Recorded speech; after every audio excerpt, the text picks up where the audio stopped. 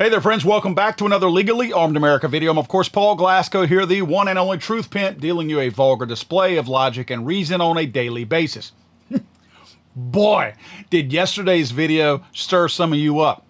Some of my favorite things to do is when somebody posts in the comment section, I'm unsubscribing from you. I'm like, you're like a wet fart. You have to announce to the world that you're leaving my ass. Just go. Just go. It's free to leave. The amazing thing to me is, I bring that up because today's video is just going to pile right back onto that. Not necessarily on food stamps, but definitely taboo topics.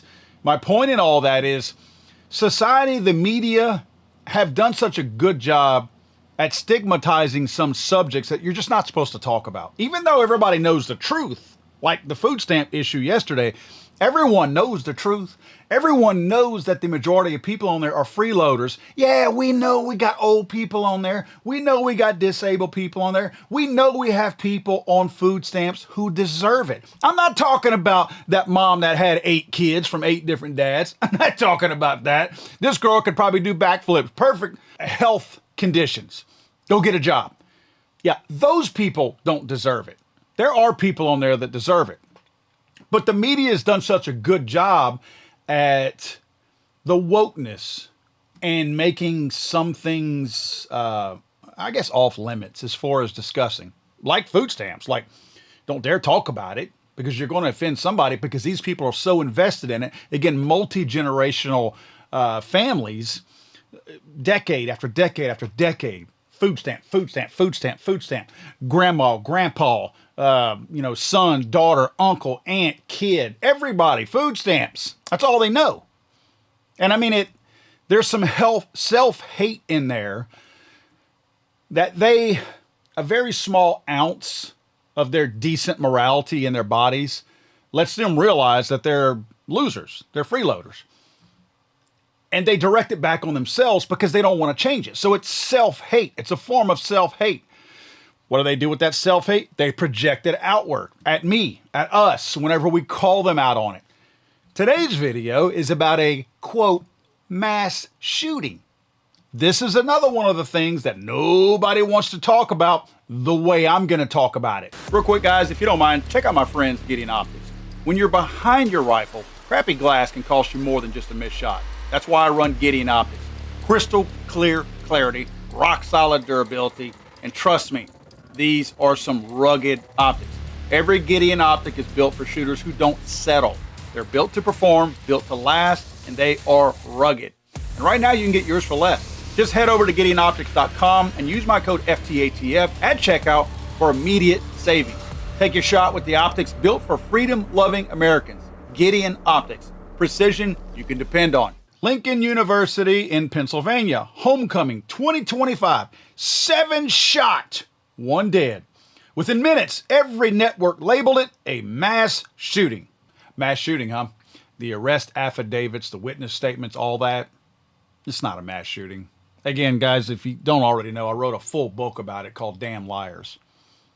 It's gang-related. It's confrontational. It's groups of people who already had fights with one another. Gangs, if you want to call them that. I call them wannabe gangs because they're not really gangs. Like, most of these people couldn't function in an actual gang. They're a bunch of wusses. But let's just call them gangs for the sake of understanding what they're up to. Slinging dope, doing dumb stuff, turf wars, right? So they hate other people just because of what gang they're in. Don't even know them in some cases. But they know who they are because they're in those gangs. Turf war spills over onto these campuses. More on that in a second. So instead of calling it what it is, which the polite way to call it is confrontational shooting, it's not a mass shooting, it's not a rampage shooting, it's not random. The soccer mom with 3 kids going to church doesn't have to worry about anything around Lincoln University if she's taking her kids to church at 1 o'clock today. Why? Because this happens at functions where groups of people get together and where they're slinging dope, where they're doing all kind of unnecessary things that soccer mom and her children would not have found themselves at. But the only way to fundraise, because the people who are affected by these gang type shootings, they're not they're not contributing in any kind of way to any of these people, these politicians, or any of these gun control groups. The only way to get somebody to open up their checkbook is to make the suburban mom, make the soccer mom scared, because she's going to put in her credit card number and she's going to contribute to those little organizations because she thinks that her babies are unsafe because there was a gang shooting at an HBCU last night. Yeah, that's right. It was a historically black college or university. That's what HBCU stands for. This is not a phenomenon. Unfortunately, this happens a lot. It was to be a joyous occasion, homecoming, when individuals come back and they get back to their alma mater and they live the good memories of their times at Lincoln University, which has helped them propel into life. And this was interrupted by gunfire that should not have occurred. And we are concerned for our students who had to experience this, our alumni who had to experience this, and our visitors and friends. Again, we set this out to be a time to celebrate the legacy of Lincoln University, the first historically black HBCU in the country. Data over the last 4 years shows that there are shootings that happen at HBCUs all the time. In fact, there have been shootings around Lincoln University more than what you would expect. And I'm talking about a 2-mile radius of Lincoln University. So it's not just on campus, and it's not, you can't blame the neighborhood. It's an overlap of the neighborhood directly next to the campus. It's a bad area. You call it what you want. I know it's tough to talk about because somebody's going to get offended. Because out of 100 people on that street, 5 might be good people. And I don't know the people on the street. I'm just using this as an example. So those 5 will get upset, or somebody will get upset because they know one of those 5. Meanwhile, they'll ignore the other 95 who are hot garbage, right? That's where people get this really weird selective outrage. It's like yesterday with the food stamp thing. Somebody in the comments section made the comment, how come you're only showing videos of black people? I literally showed videos of 2 separate white people complaining about food stamps. But nobody wants to look at that. They want to have this selective outrage and pick something to get upset about instead of recognizing the actual facts that, wow, this is a problem. Same goes here. So in the last 5 years, out of 4 HBCUs, we've had 2 people killed, 14 people shot in the last 5 years at just these 4 colleges, HBCUs. Most of these, of course, happen during homecoming or tailgating events where rival social groups are going to overlap. They show up and they fight because they see somebody else that they know. Let's shoot them. That's confrontation. That is not randomness. That is not a, quote, mass shooting where somebody just randomly showed up to kill as many people as they could. That doesn't scare me. Why? Because I would not have been at a tailgate party or at a homecoming at an HBCU. It's not because I'm white. It's because I'm not at any tailgate party at any college. But I don't think the HBCUs would welcome me with open arms at their homecoming. Now, here's where some people might get their feelings hurt. About 56% of known homicide offenders were black, 45% were white, and the rest were a combination of other races. Oddly enough, and ironically enough, to show that people are hanging with their own people committing these acts of violence, the victims follow roughly the same racial proportions. Violence is usually intra-group, not cross-racial, as people would have you believe.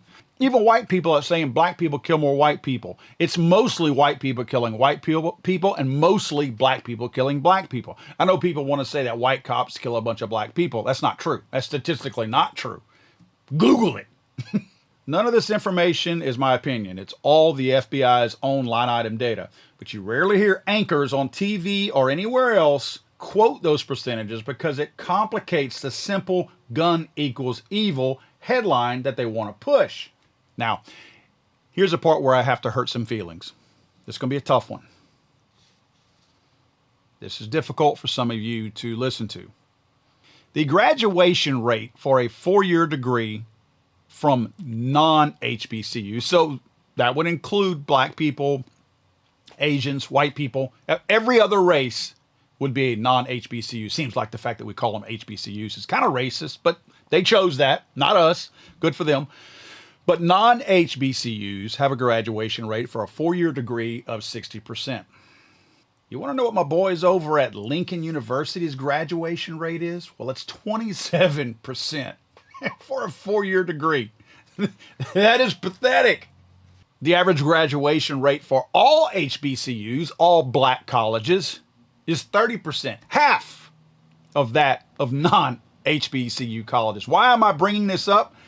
Because I don't want you to misunderstand that we have a bunch of freaking scholars on campus when we talk about a shooting at an HBCU. Now, just like everywhere, not everybody is dangerous. Not everybody is stupid. Not everybody falls into these categories. That goes for every college out there. There's not all smart people and there's not all dumb people. Doesn't matter the college, the race, or anything like that. But HBCUs are really not the place to be if you're looking for a cool, chill place to hang out on a Friday or a Saturday night. Friends, if leaders, including politicians, the media, local leaders, if they really wanted to help these situations, if they really wanted to stop these types of different forms of violence, whether it's gun violence or just any kind of aggravated violence or whatever in an area, then they would be serious about how they separate and quantify all these different types of acts of violence. In other words, it just shows a lack of common sense and a lack of sincerity whenever you take every single person who is hit with a bullet and throw it into one bucket that says shooting or gun violence, as you like to call it. That ignores and dismisses the motives of every single thing out there. Anyone who thinks that just because a gun is involved, that we can have the same type of legislation that will fix all, quote, gun violence, anyone who says that is stupid. They're patently stupid. Because you are accepting the lie that the presence of a gun means that there's a likelihood of gun violence. You're completely ignoring that a person came to a decision in their mind to do whatever they were going to do, and then they sought out the tools to do it, meaning a gun in most cases. Even a true mass shooting, a rampage killer, does that. A rampage killer, again, a true mass shooting where it's a random act of violence where somebody's trying to take the lives of as many people as possible, even that person is cuckoo, crazy. They get to a point where they want to have this ending of lives out there. And I'm being careful because of YouTube. Then they seek out the tools to do it.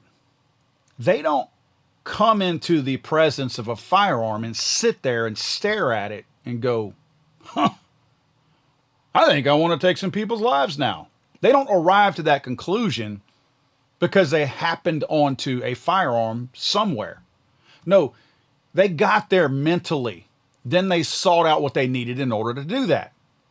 So it's very disingenuous when anybody says we need to end gun violence like these clowns in front of these mics, whenever not one of them will acknowledge what happened, who it was, how it got there, instead of saying we need to end gun violence because this is terrible, this is a tragedy.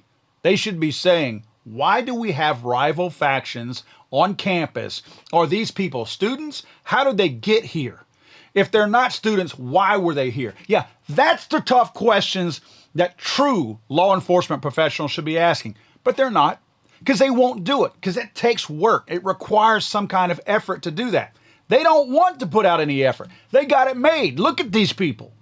They don't want to change anything. They're happy the way things are. In fact, they probably look around and go, well, we know what really happened, but nobody else is saying it. Let's just call it gun violence and we can be done with this and move on. Because you know why? They know that they're never going to be at these HBCU tailgates or homecoming either. So they know it doesn't matter. They don't care that gang members are shooting each other. They're never going to be there. When's the last time you heard of a police chief or a city councilman being shot by a gang member? It doesn't happen. That's why they don't care, because they're never where these types of shootings happen at, because they know to stay away from them. If we don't separate confrontational, domestic, suicide, and rampage type shootings from one another, and then craft policy for each, none of these ever get solved. And not one single anti-gun law even puts so much of as a dent into these numbers. All these numbers continue. You'll see none of these numbers go down. They will always go up. They'll never go down. Not as long as we approach it like this.